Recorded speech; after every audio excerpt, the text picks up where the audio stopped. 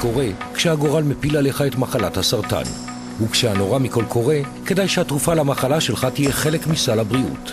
אחרת אתה לבד מול המחלה, לבד מול הצורך לגייס כסף, הרבה כסף, כדי לרכוש את התרופה שאתה זקוק לה. איקה הולנדר, יומן מחלה. בשנת 2001 התגלה אצלה סרטן הלבלב עם גרורות בכבד. הרופאים המליצו על תרופה קמפטו CPT-11, והיא צריכה לרכוש את התרופה בכספה. יש לך ביטוח משלים כל העניינים? יש לי ביטוח מושלם. ביטוח מושלם? אין בביטוח מושלם סרטן לבלב CPT-11? לא. מה, גבס נותנים שם אם צריך? פלסטר? אקמול. איך יכול להיות שבמדינת ישראל 2005 ייתנו לאבא שלי למות? פברואר 2005. ועדת סל הבריאות מתכנסת בירושלים. בחוץ, הפגנות סוערות. בלי הבסיל אין לי חיים! אני לא ישן בשקט, ואני לא חושב שחברי ועדה ישנים בשקט. למרות ההפגנות, המחאות, הבכי והתחנונים, יותר מ8,000 חולים יישארו בלי התרופות והטיפולים שהם כל כך צריכים. זאת משמעות החלטת הממשלה היום, שלא לאשר את רשימת התרופות המלאה שעליה המליצה ועדת סל התרופות. כאב רב, אני יודע שיש תרופות רבות שהייתי רוצה להכניס אותם. בין התרופות והטיפולים שלא יוכנסו לסל בעקבות החלטת הממשלה היום, הורמון גדילה לילדים נמוכי קומה, התרופה זומרה לחולי סרטן ההרמונית, טיפול מיוחד לחולי אפילפסיה, ב-2001 נפטרה האם מסרטן. האב חלה מיד אחריה בסרטן המעי הגס, התרופה שנרשמה לו, ארביטוקס. העלות 30,000 שקל בחודש. זה אבא שלי, מה זאת אומרת? גם אם בחודש אחד יאריכו לו את החיים, אני ארצה אותו איתי בעוד חודש אחד. 1.5 שנה חיפשו למושיקו תרומה של כליה מתאימה כאן בארץ, אך לשווא.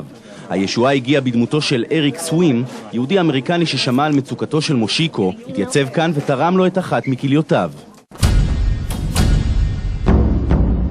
יותר מ1,000 חולים ממתינים כיום לתורמי איברים, שמספרם מדי שנה רק הולך ופוחת.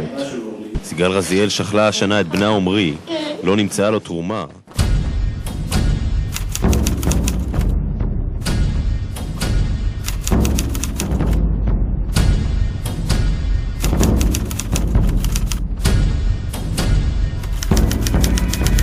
ולמרות כל ההסברה והמאמצים, יש ירידה במספר האנשים בישראל שמוכנים לתרום איברים להשתלה לאחר מותם. וזה כאשר יותר מ1,000 בני אדם ממתינים כיום בישראל לתורם. לפני חצי שנה נמרוד עבר ניתוח להשתלת כבד אחרי שבמשך שנים סבל ממחלה קשה. חודשים ארוכים הוא חיכה לתרומה מתאימה שתציל את חייו. במרחק כמה מטרים מנמרוד מגיעה משפחת שלזינגר. רק לפני כ10 ימים נפטר בנם כפיר, לאחר שהמתין להשתלת לב וריאה. היא נושאת בגופה סוג אלים במיוחד של המחלה. בחודשים האחרונים עברה טיפולים ארוכים, אשפוז וכימותרפיה, אבל בינתיים המחלה חזקה יותר. קיבלנו את הבשורה, כן, אז ברגע אחד החיים משתנים. סגרתי את העסק. איפה את רוב הזמן? בבית ובבית חולים. מבזבזת את הזמן הטוב שלי בבית חולים.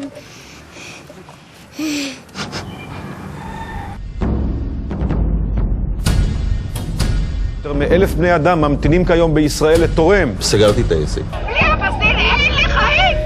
ברגע אחד החיים משתנים. זה אבא שלי, מה זאת אומרת? גם אם בחודש אחד יאריכו לו את החיים, אני ארצה אותו איתי בעוד חודש אחד. 30,000 שקל בחודש. איך יכול להיות שבמדינת ישראל 2005 ייתנו לאבא שלי למות? הדר בת 5 נלחמת על חייה. בשביל מה לבזבז זמן?